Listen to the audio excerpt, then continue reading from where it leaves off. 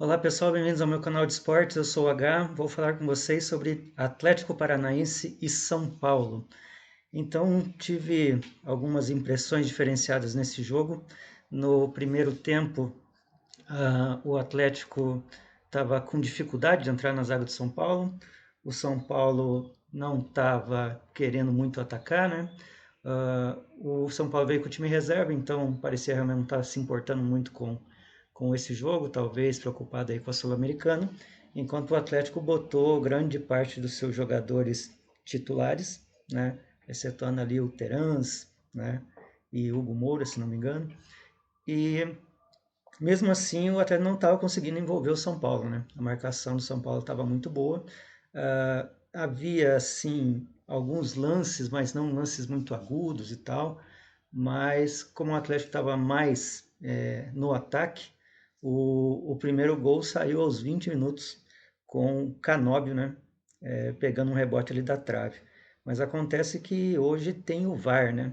E o VAR pegou ali um impedimento milimétrico ali de um ombro com o pé, uma coisa ali. Ficou até meio difícil de entender, mas traçaram as linhas lá e perceberam que estava impedido.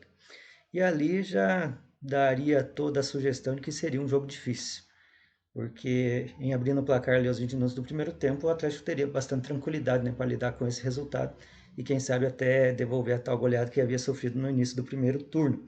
Mas não foi assim. E também o Atlético não conseguiu manter essa volúpia para tentar abrir o placar novamente. A partir ali dos 20 minutos, quando não saiu aquele gol por causa do VAR, o Atlético recuou bastante e não teve condições de continuar essa pressão diante do São Paulo. O Coelho estava sendo muito pouco acionado, o Canóbio recebia uma outra bola, o Vitor Roque com aquela velocidade sempre, né? Sempre ali incomodando, tal, sendo caçado em campo, né? O pessoal muito em cima dele, eles já sabem, né, do que o Vitor Roque é capaz, então ele ali num pequeno espaço ele faz chover, né? Então vive tomando pancada e tudo mais. Então na virada para o segundo tempo, o Atlético chegou muito mais, teve mais pressão, né? Nos primeiros 10 minutos, se não me engano. E aí o Vitor Roque sofreu o pênalti. Foi uma saída errada ali do goleiro de São Paulo. Aliás, o goleiro de São Paulo atuou muito bem hoje, sabe? Fez grandes defesas e tal. É um goleiro mais veterano ali, se não me engano, tem mais de 30 anos. E ele se deu bem, né? Até o pessoal ali da TV estava falando que ele chegou a jogar no Atlético, mas eu não me lembro dele no Atlético. Então, quem foi bater o pênalti, o batedor oficial de pênalti é o Davi Terança, ele não estava em campo. Então, quem foi bater o pênalti foi o Thiago Heleno. Thiago Heleno, que é zagueiro e estava retornando de contusão. E, como todo zagueiro, né, ele bateu no meio do gol. Bateu no meio do gol, o goleiro pegou. Então, de novo, né? Vinha aquela cena. Será que o Atlético não ia conseguir vencer esse jogo? E o Atlético continuou em cima e continuou tentando e o São Paulo se defendendo muito bem. Parecia que o São Paulo havia meio que desistido do jogo, o empate estava sendo suficiente, mesmo com as modificações ali do Rogério, o São Paulo não pareceu assim querer mais do que o resultado que ele estava tendo, né?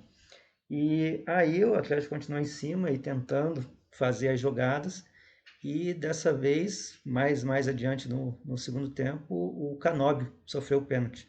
Foi aquela jogada que ele tentou entrar na grande área, ele pisou um único pé na área e foi no momento que ele foi atingido. E como falta na área, pênalti para o Atlético de novo. Dessa vez o general não quis bater, né? Deixou para Vitor Bueno, que tem mais competência, né, o que tudo indica, para fazer o gol. E dessa vez o Vitor Bueno fez o gol e o Atlético fez 1-0. E a partir dali praticamente só deu São Paulo. O Atlético teve duas ou três condições de fazer contra-ataques, mas houve a troca ali de todo o pessoal da frente, né? Os três atacantes ali foram trocados. Inclusive depois o Marcelo Cirino acabou saindo de maca, né? E o Atlético ficou com 10 jogadores em campo. E o Vitinho ali teve uma chance, mas ele podia ter passado para três jogadores que estavam livres, preferiu chutar e chutou errado.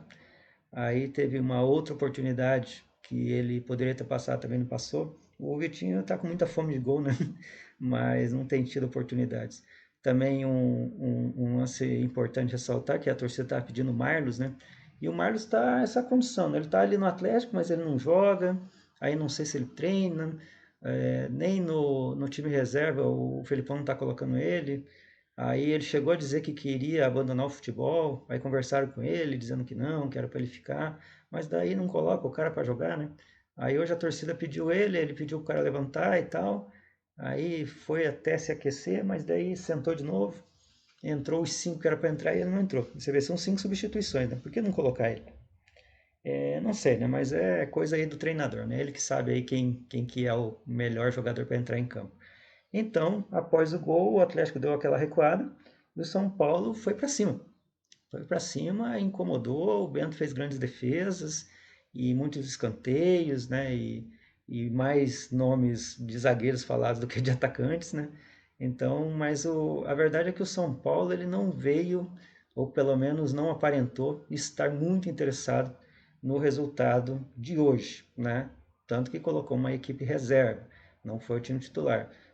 Acabou entrando o Calheri e o Luciano, que são jogadores agudos, né, do São Paulo, e quando eles entraram, o jogo modificou, né, para o lado de São Paulo. O São Paulo começou a atacar mais, a ter mais condições. O Luciano chegou a ter uma chance ali, mas foi travado na hora do chute.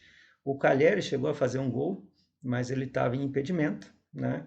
Senão, teria empatado o jogo e tal. Mas acho que o São Paulo não chegou realmente a incomodar o Atlético hoje. Não foi aquele desafio assim, né?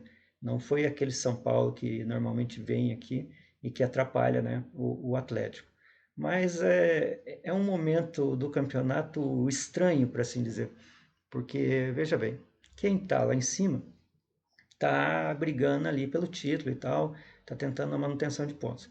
Quem está lá embaixo está desesperado, mas não tão desesperado, porque estamos no meio do campeonato. Quem está no meio da tabela e está com as Copas, está preocupado com as Copas. Todos, né? O Atlético Goianiense jogou com um time reserva contra o Flamengo, está preocupado com as Copas. O Flamengo jogou com o time reserva contra o Goianiense, acabou ganhando, mas está preocupado com as Copas. O São Paulo não é diferente.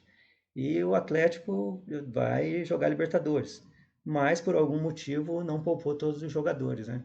Mas o Filipão, normalmente ele explica essas situações lá, tem o departamento de fisiologia, aí tem alguns jogadores que precisam ter ritmo de jogo e tal, aí às vezes ele poupa de um, não poupa de outro. Até o time que enfrentou o Flamengo não é exatamente o time titular que o Atlético costuma jogar. O Canóbio não estava em campo, por exemplo, né? E hoje o Canóbio estava em campo, então não se sabe ao certo o que eles estão fazendo, né? Para modificar aí a, o modo, né? Como o time vem jogando. Mas tem aí esse departamento que cuida disso, né, dessa fisiologia, que entende quem que pode, quem que não pode, tem os quadros ali onde eles analisam, né, quem tem condições de jogar ou não. Mas o que aconteceu hoje não foi totalmente inesperado, né, pela condição da, da, da tabela, né, desse a 20ª rodada, mas foi frustrante, né, não ver o time realmente, o time do São Paulo se interessar pela partida para dar um grande duelo. Então houve um certo domínio, né, do Atlético no início do segundo tempo e um certo domínio do São Paulo ao final do segundo tempo, que poderia ter levado o São Paulo a empatar o jogo, mas acabou não ocorrendo. Então a vitória do Atlético levou o Atlético ao quarto posto no Campeonato Brasileiro. Haja vista que o Atlético Mineiro acabou perdendo para o Internacional, e assim o Atlético saiu do sexto para o quarto colocado. Com 34 pontos, está realmente muito bem estabilizado no Campeonato Brasileiro e tentar manter aí essa condição, né? Para se de repente nas Copas não vingar um título, né? Pelo menos ter a condição de se classificar para a Libertadores, numa vaga direta, quem sabe, né? E daí ter um bom calendário para o ano que vem. E falando em Libertadores, na próxima quinta temos o Estudiantes aí na Arena da Baixada, e o Atlético vai tentar fazer o seu placar para buscar essa vaga aí para a semifinal, que vai dar um embate interessante, né? Ou vai pegar o Palmeiras, que é um time considerado quase imbatível, né? E eles devem estar entalados ali com a derrota pro Atlético lá no Allianz Parque, ou teremos o Atlético Mineiro, que é sempre uma espinha na nossa garganta, né? Toda vez que tem uma disputa aí com o Atlético Mineiro, a gente não tem passado. Talvez esteja na hora de quebrar esse tabu, né? Mas enfim, né? Primeiro tem que passar pelos Estudiantes para depois pensar aí nessa próxima rodada aí da Libertadores. E daí vamos ver o que o Luiz Felipe Scolari vai preparar aí para conseguir passar essa etapa aí da Libertadores. O Estudiantes tem um grande jogo aéreo, o Atlético tem uma dificuldade no jogo aéreo, o pessoal deve estar trabalhando com isso, né? E tem que fazer valer a força da baixada, porque o importante é vencer e depois ver o que consegue lá jogando na casa do adversário, lá, do Estudiantes.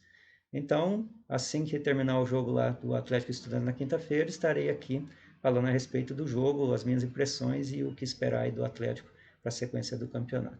Gostou? Inscreva-se no canal, favorite, positive o vídeo. Se tiver alguma ideia nova, fale aí a respeito disso. Escreva nos comentários ali se você discorda de alguma coisa, se você tem algo a acrescentar. Avise os seus amigos aí sobre a minha vontade aí de falar nos times do Paraná no Campeonato Brasileiro e demais competições. Bom dia, boa tarde, boa noite, boa hora.